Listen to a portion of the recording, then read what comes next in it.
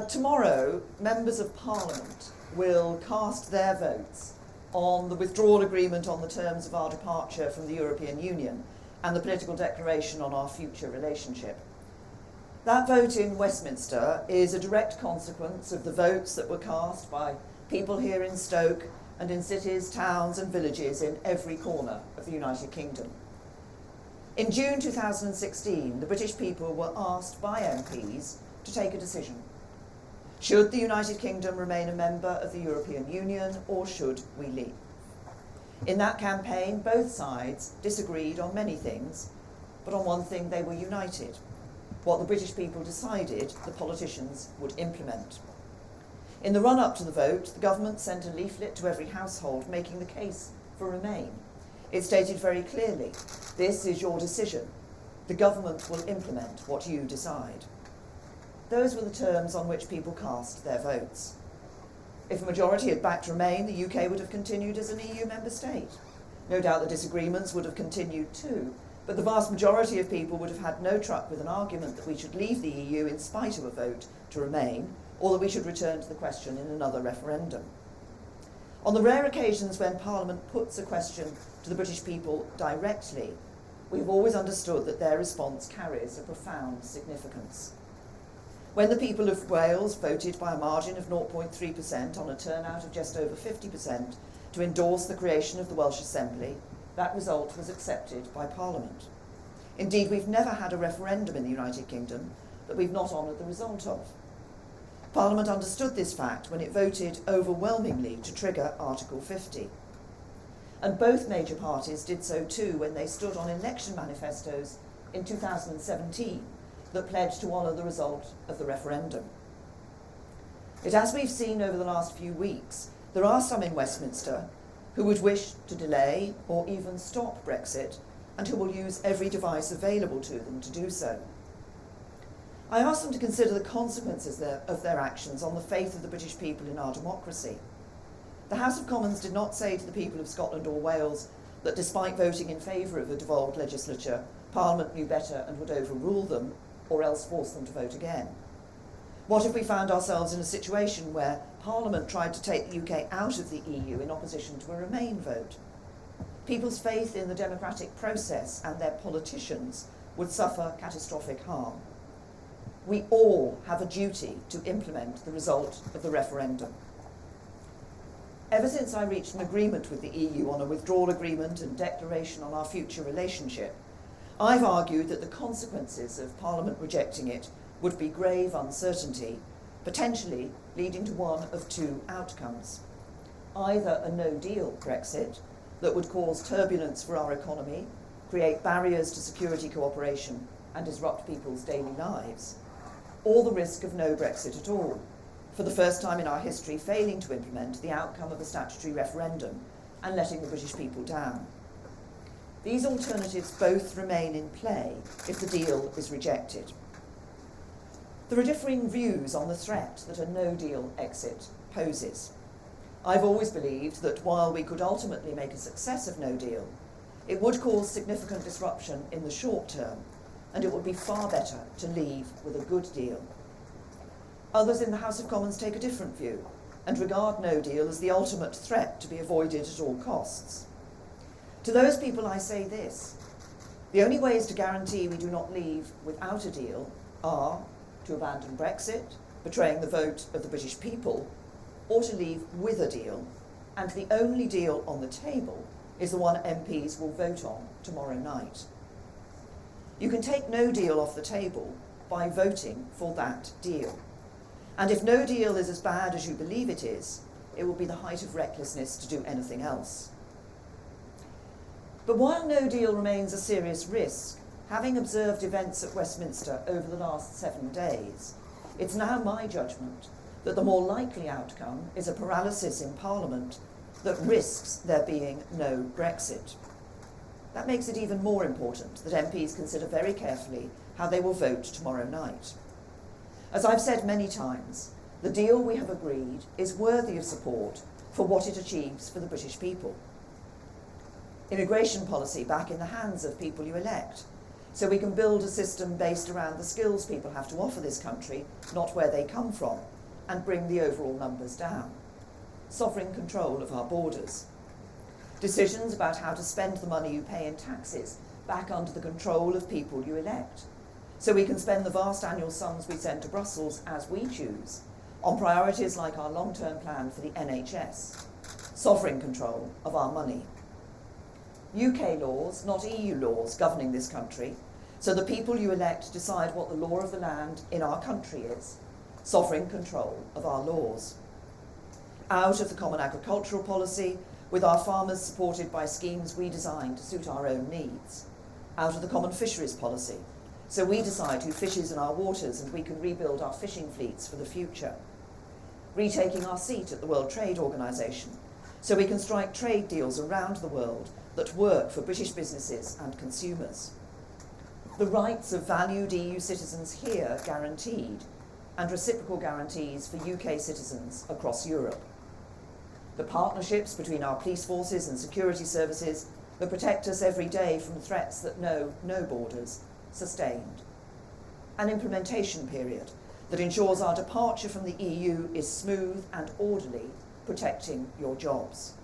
And yes, a guarantee that the people of Northern Ireland can carry on living their lives just as they do now, whatever the future holds. These are valuable prizes. The deal honours the vote in the referendum by translating the people's instruction into a detailed and practical plan for a better future. No one else has put forward an alternative which does this. Compare that outcome to the alternatives of no deal or no Brexit. With no deal, we would have no implementation period, no security cooperation, no guarantees for UK citizens overseas, no certainty for businesses and workers here in Stoke and across the UK, and changes to everyday life in Northern Ireland that would put the future of our union at risk. And with no Brexit, as I've said, we would risk a subversion of the democratic process. We will be sending a message from Westminster to communities like Stoke that your voices do not count.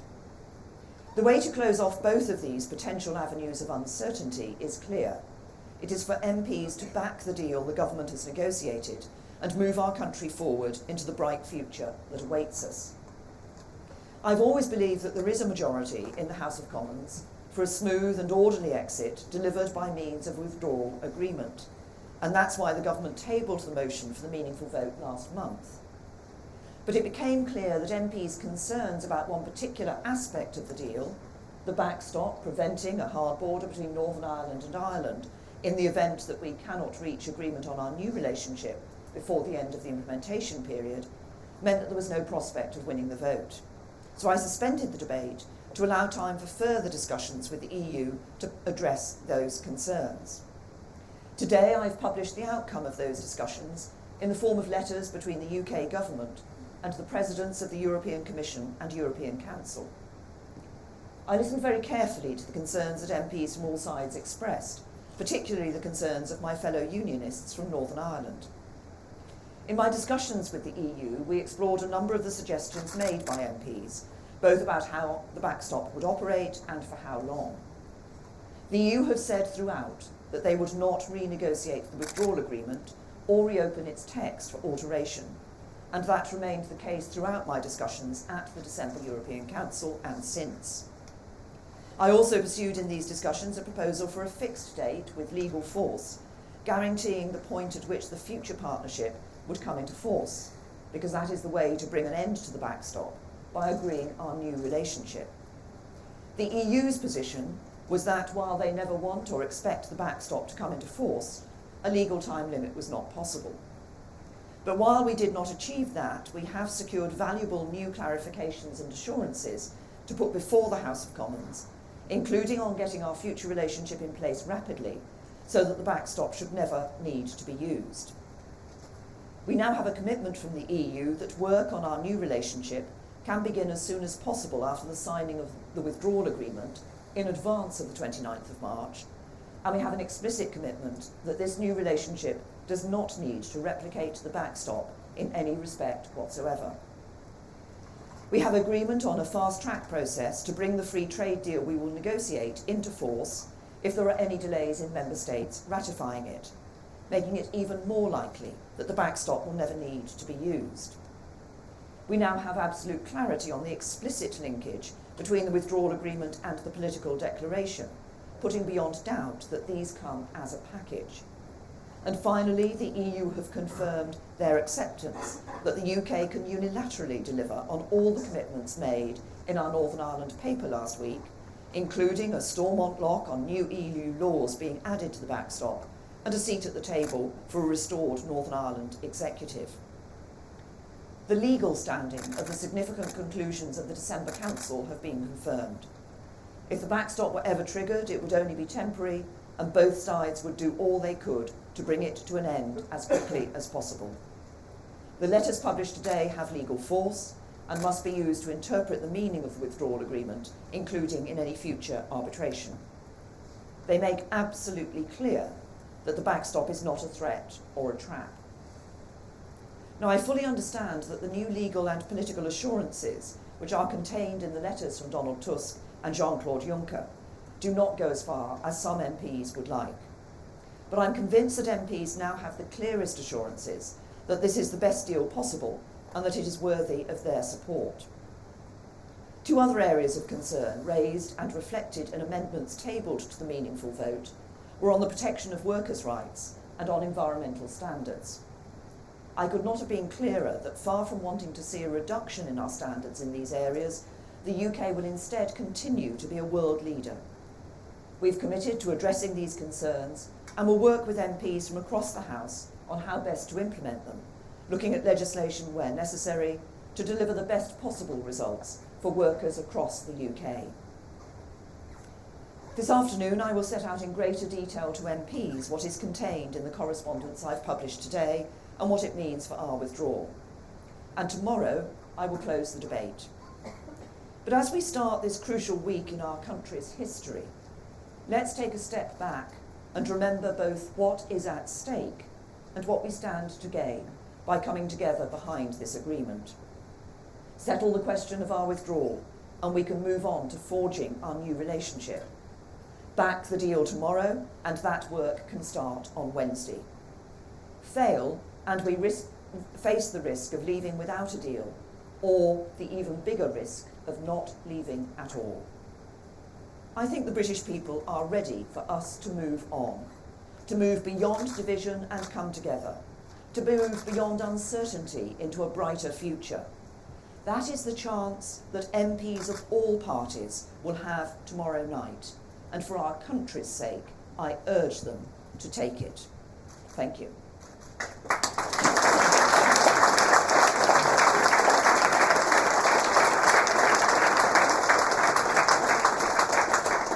I'll take a few questions from the media. Laura?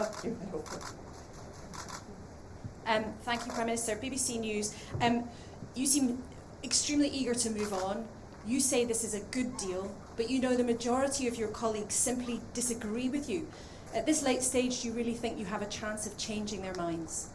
Well, I've been speaking to MPs over the weekend. I'll be back in Parliament today. I'll obviously, as I said, be making a statement, but I'll also be speaking to colleagues today and indeed tomorrow. And obviously we'll be speaking when I close the debate tomorrow. And I have seen MPs, when I've spoken to them, who are now, who recognise the importance of the decision that is being taken and saying that they will support the deal, whereas perhaps in the past they had some doubts about it. But obviously, we've seen the assurances that have been published today. I believe those do give more assurance and confidence to MPs about the nature of the relationship we will have with the European Union in the future, about the desire on both sides not to see the backstop come into force, and what we will both do to ensure that we're working to make that not happen, so that we can get onto that future relationship, which is the best way of ensuring a sustainable long-term relationship and dealing with the Northern Ireland border on that sustainable long-term basis. And the commitments expressed today show commitment on both sides to get on and do that. Paul. Paul Brand, ITV News. Prime Minister, you've had 2 years to reach out to MPs. You've got 2 days left and virtually nothing to offer them. Why shouldn't Parliament wrestle control of Brexit from you? Well, first of all, over the last 2 years, we have, of course, been talking with MPs about the issues that they want to see raised, the issues that they've been concerned about, and the process that what I've been doing over the last few weeks, over the Christmas and New Year period, is having heard MPs in December in the debate, taking those issues to the European Union, and we have, you say we haven't achieved, we have achieved this exchange of letters which gives those further clarifications, which gives those further assurances, which I believe do give that further confidence to members of Parliament about the future relationship we'll have with the European Union and about both sides not wanting to use the backstop. But you talk about Parliament taking control. What I think is important is that we deliver on the result of the referendum. And what I'm concerned about from what we've seen, as I've said in my speech over the last few days, is the real prospect that we could see a sort of stymie in Parliament, or Parliament operating, or people in Parliament trying to operate in a way that frustrates Brexit. We have a duty to deliver Brexit, and that's what I and the government want to do, and it's what we are going to do, and I want MPs to recognise that as well. Jack? There's a mic. Jack Doyle from the Daily Mail. Prime Minister, you talked about workers' rights and environmental standards, but are you prepared to go further to attract the votes of Labour MPs? Would you be prepared to, for example, move on a customs union or any other issues? I've always been clear that we will not be in the customs union, because being in the customs union has with it other aspects which are not what people voted for. And what people wanted to see was us able to ensure that we could have independent trade policy. We're working, obviously, to ensure that those trade agreements we're part of as a member of the EU can be transferred to UK trade agreements in the future, and then want the opportunity to make those even better trade agreements for the UK. We can do that by having an independent trade policy, and in order to have that independent trade policy, it means not being in the customs union. Francis, you have. Prime Minister, you've been very clear about what you say is the damage to public faith if Brexit doesn't go ahead at all. Which has most democratic legitimacy, a Brexit deal imposed on you by Parliament, or a no-deal Brexit that wasn't on the ballot paper? Well, first of all, for those who don't want to see no deal, as I've said, then they have to agree a deal. You talked about a Brexit deal imposed on by Parliament. Actually, I think if you look at what's been said across Parliament, nobody has yet come up with an alternative Brexit deal that is negotiable, and that actually, nobody has come up with an alternative Brexit deal that is negotiable and that delivers on the result of the referendum. And that's what we must remember. This is not just about negotiating a deal, it's about negotiating a deal that delivers on the result of the referendum, taking back control of money, laws and borders, but also ensures that we do it in a way that maintains jobs, maintains security, protects jobs and security, and protects our union, and that's what the deal does. Did I see Nick from Sky? Good morning, Prime Minister. Nick Martin from Sky News. I just want to add to a question that was mentioned earlier, and it'll perhaps understand where you are in your own mind right now as you stand here. Do you believe that you can get this through tomorrow? I'm sure you hope you will, but do you actually think you will? Well, I'm working to ensure that we get members of Parliament voting for the deal tomorrow. I believe it is important that we deliver on this result, that we don't see a situation where there's a risk that Parliament tries to frustrate Brexit. I think over the last few days we've seen that risk increasing. I want to ensure that we deliver on the referendum, that we leave the European Union, and I want to do it on the basis of a good deal that protects people's jobs, protects our security and protects our union. Jess? Prime Minister, the EU are offering an extension of Article 50 potentially until July. Do you categorically rule that out? I don't think, look, we're leaving on the 29th of March. I've been clear that I don't believe we should be extending Article 50, and I don't believe we should be having the second referendum. We have that instruction, we have it from the British people to leave. I believe it's our duty to deliver on that. I want to do it in a way that is smooth, that is orderly, as I've just said, protects jobs and security and protects our union. And now one last question I'll take from Philip Corrigan from the Stoke Sentinel. Phil Corrigan, Stoke Sentinel. You say it's important that people in Stoke-on-Trent feel that they're not being ignored, but it seems that most of the people that are in favour of Brexit don't feel that what you're offering is Brexit. And obviously the people that are opposed Brexit don't support your deal either. So who exactly are you doing this for? Well, the people of Stoke, the people here in Stoke, I think, voted nearly 70% to leave the European Union, and that's what we're delivering, and what I and my government will be delivering. And it's, I think, for many people when they voted, obviously people had a number of different reasons why they voted. I think there were some key things that were crucial. I think bringing an end to free movement, so we took control of our borders, was one of them. I think bringing an end to the jurisdiction of the European Court of Justice, so we took back control of our laws, was another. The deal delivers on both of those. It also delivers on taking back control of our money by not continuing to send vast annual sums of money to the EU every year. And it delivers an independent trade policy and gets us out of some of the policies people have been concerned about, the common agricultural policy and the common fisheries policy. I think those were the things that were of concern to people when they were voting. They wanted us to be able to have our independent trade policy and make decisions about who comes to our country for ourselves, for example, and that's exactly what the deal delivers. So I believe it delivers on the result of the referendum, it delivers Brexit, but in doing that, it would protect jobs, security and our union. Thank you.